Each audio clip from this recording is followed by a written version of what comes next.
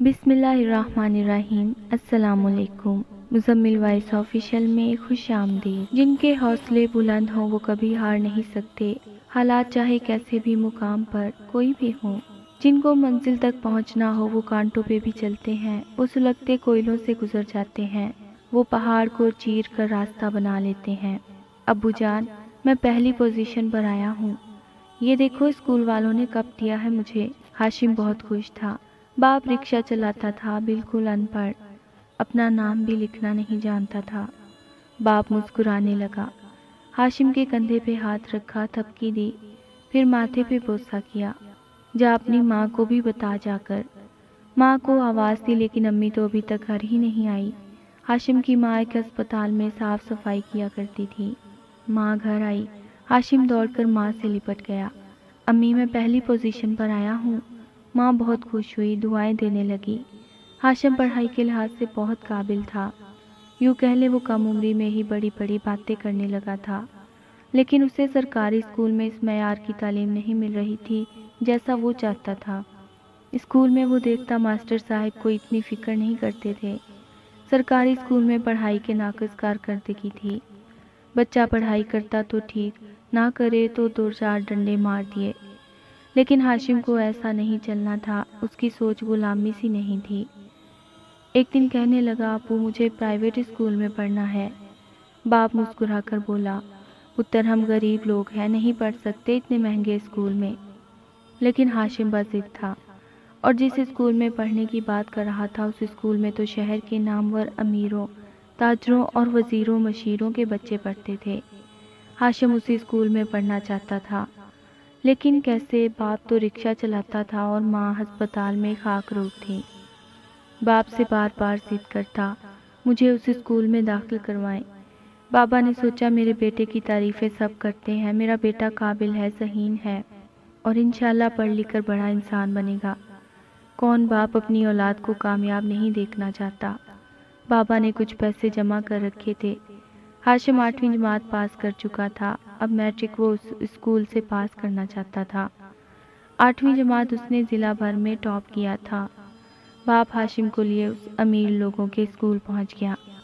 Security guard ने पूछा, कहाँ जाना है बाबा जी? वहाँ बड़ी बड़ी कारें थीं। हाशिम के बाबा ने रिक्शा पार किया, सब हैरत से देख रहे थे। सिक्योरिटी गार्ड ने पूछा, कहाँ जाना है?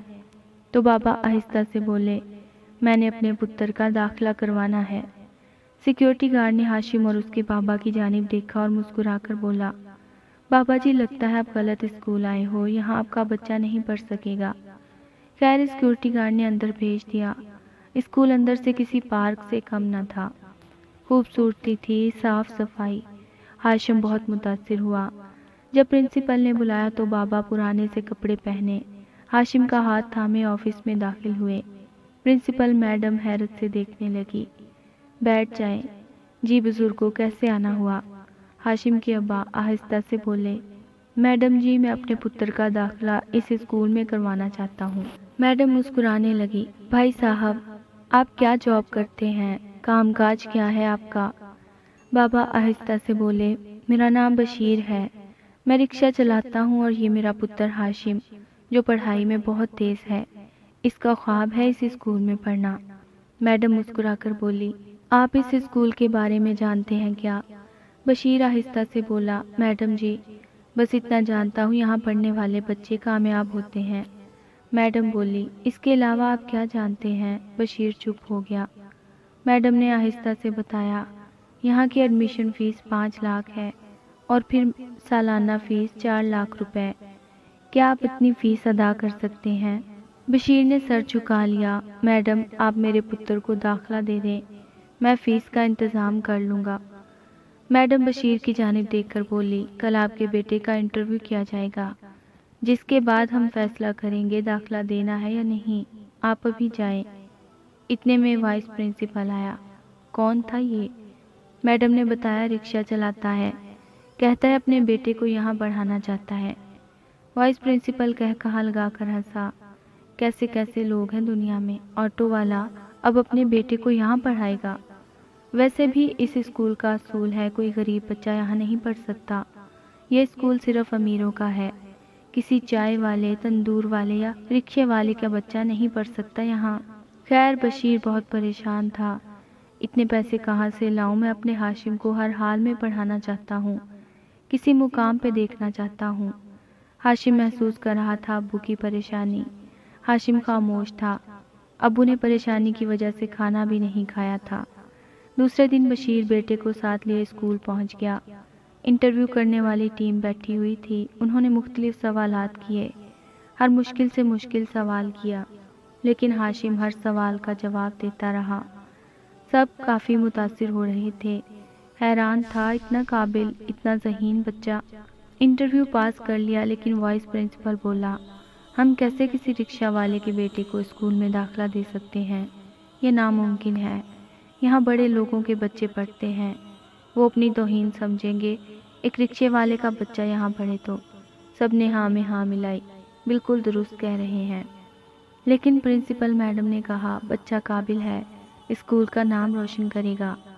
وہ یہ باتیں کر رہے تھے کہ ہاشم مسکرا کر بولا، آپ سب کو آپ کا مقام، آپ کی امیری مبارک ہو۔ محنت میں نے کرنی ہے اور صلہ اللہ پاک نے عطا کرنا ہے۔ ہاشم اٹھا، سلام کیا اور چل دیا۔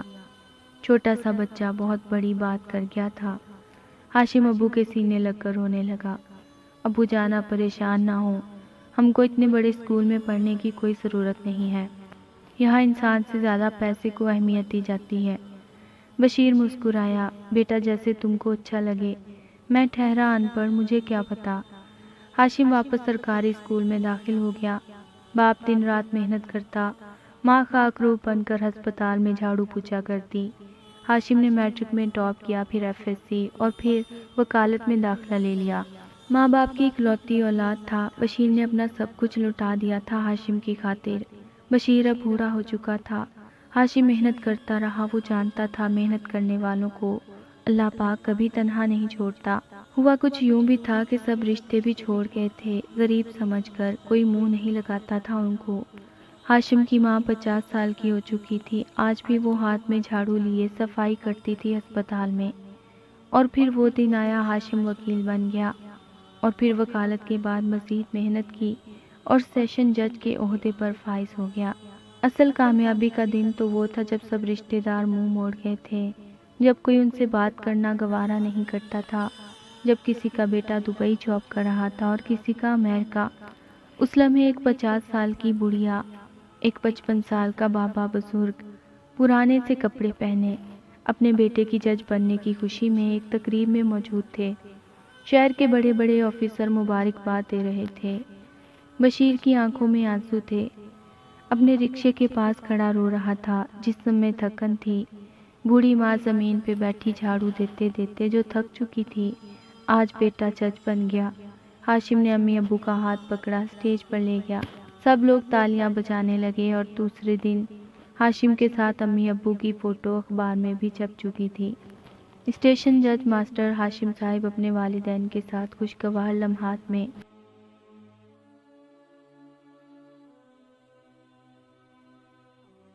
پھر یوں ہوا، ایک بزرگ چہرے پہ زخموں کے نشان تھے۔ ایک وکیل ہاشم سے کہنے لگا، جج صاحب، امریکن اسکول کے چیئرمین اور وائس پرنسپل صاحب، ان کے بیٹوں نے جائیداد تو باپ سے زبردستی اپنے نام کروا لی ہے، لیکن اب ان کے بچے ان کو ساتھ رکھنے کے لیے تیار نہیں ہیں، یہ چاہتے ہیں اب ان کو انصاف دیا جائے۔ ہاشم نے جب اس بوڑھے کی جانب دیکھا تو اپنی کرسی سے اٹھ کھڑا ہوا، اس بوڑھے کے قریب آیا۔ بابا جی، کیا آپ مجھے پہچانتے ہیں؟ میں کون ہوں؟ وہ بزرگ انکار میں سر ہلا کر بولا، نہیں جانتا۔ اتنے میں ہاشم کے ابا کا فون آیا، پتر میں تیری عدالت کے باہر بیٹھا ہوں، ڈاکٹر کے پاس جانا ہے، میں انتظار کر رہا ہوں۔ ہاشم نے ابو کو عدالت کے اندر آنے کا کہا، پھر اس بزرگ سے مخاطب ہوا، سر جی، آپ امریکن اسکول کے وائس پرنسپل اور مالک، یاد کریں آج سے 13 سال پہلے ایک بچہ آیا تھا جس کا باپ رکشہ چلاتا تھا۔ اس بچے نے انٹرویو کے دوران ہر سوال کا جواب دیا، لیکن آپ نے یہ کہہ کر اسے داخلہ نہیں دیا کہ اس اسکول میں امیروں کے بچے پڑھتے ہیں اور کسی رکشے والے کا بچہ یہاں پڑھے، یہ ہماری توہین ہے، اور آپ نے اس بچے کو داخلہ نہیں دیا تھا۔ جانتے ہو وہ بچہ کون ہے؟ وہ آپ کے سامنے کھڑا سیشن جج ہاشم، اور وہ جو بوڑھا سامنے سے چلتا آ رہا ہے نا، جسے آپ نے جاہل کہا تھا اور بہت باتیں سنائی تھی، وہ سیشن جج کا ابو ہے، بشیر صاحب۔ اب میں آپ سے کیا کہوں؟ ہم کو جاہل کہنے والا ایک جاہل کے سامنے رو رہا ہے کہ میرے بچوں نے سب کچھ چھین لیا، مجھے اپنے ساتھ نہیں رکھنا چاہتے۔ آپ کے بچے تو اسی اسکول میں پڑھتے تھے نا؟ سنا ہے ایک بیٹا آپ کا پولیس میں ہے جو آپ سے ملنے ہی نہیں آتا، اور دوسرا کسی محکمے میں کلرک ہے۔ وائس پرنسپل رونے لگا۔ ہاشم نے بزرگ کے آنسو صاف کیے اور پیار سے بولا، میرا مقصد آپ کو تانا دینا یا نیچا دکھانا نہیں تھا، بس میں اتنا کہنا چاہتا ہوں، مجھے لگتا ہے بڑے اور مہنگے اسکول میں ہی پڑھ کر کامیابی مل سکتی ہے، جبکہ میں غلط تھا۔ محنت کرنے والوں کے لیے سب کچھ ممکن ہوتا ہے۔ میرے ابو میری امی ساری زندگی محنت کرتے رہے، سب لوگ ہمارا ساتھ چھوڑ گئے، ہماری غریبی کا مذاق اڑایا گیا، مجھے غربت کی وجہ سے اچھے اسکول میں داخلہ نہ ملا، میں اپنی منزل کی جانب رواں رہا۔ میں نے دن رات محنت کی، کبھی ہار نہیں مانی، میں حالات سے لڑتا رہا اور اللہ نے میری محنت کا صلہ دیا، اور آج میں الحمدللہ سیشن جج ہوں۔ کیا فرق پڑتا ہے آپ سرکاری اسکول میں پڑھ رہے ہیں یا کسی مہنگے انگلش میڈیم میں؟ پڑھنا آپ کو ہے، محنت آپ نے کرنی ہے۔ وائس پرنسپل جو آج اولاد کے ہاتھوں خوار ہو رہا تھا، اسے اپنی غلطی پہ شرمندگی تھی۔ میں نے اپنی اولاد کو انگلش کلچر سکھاتے سکھاتے انسانیت سکھانا بھول گیا تھا۔ دوسری جانب سیشن جج ہاشم صاحب اپنے بوڑھے باپ کا ہاتھ تھامے اپنی کار کی جانب بڑھ رہے تھے۔ فارس اتنا کہے گا، حالات کیسے بھی ہوں، کوئی آپ کے بارے میں کچھ بھی سوچے، سب ساتھ چھوڑ جائیں، پھر بھی خود کو مضبوط رکھو اور کامیاب ہو کر سب کو بتا دو، اللہ ساتھ ہو تو کوئی ہرا نہیں سکتا۔ فارس کو پڑھنے والا اگر کوئی زندگی سے ہار چکا ہے تو اٹھیں اور ہمت کریں، اللہ پہ یقین رکھیں، بس تھوڑی سی ہمت، کامیابی آپ کا مقدر بن جائے گی۔ آپ پہ ہنسنے والے آپ کی تعریفیں کرنے لگیں گے، بس خود کو تھوڑا سا مضبوط کریں۔ ایسے نہ بنو کہ تم کسی سے مل کر فخر محسوس کرو، بلکہ خود کو ایسا بناؤ کہ لوگ تم سے مل کر فخر محسوس کریں۔ شہزادہ فارس کو دیجیے اجازت، ملتے ہیں ایک نئی داستان کے ساتھ۔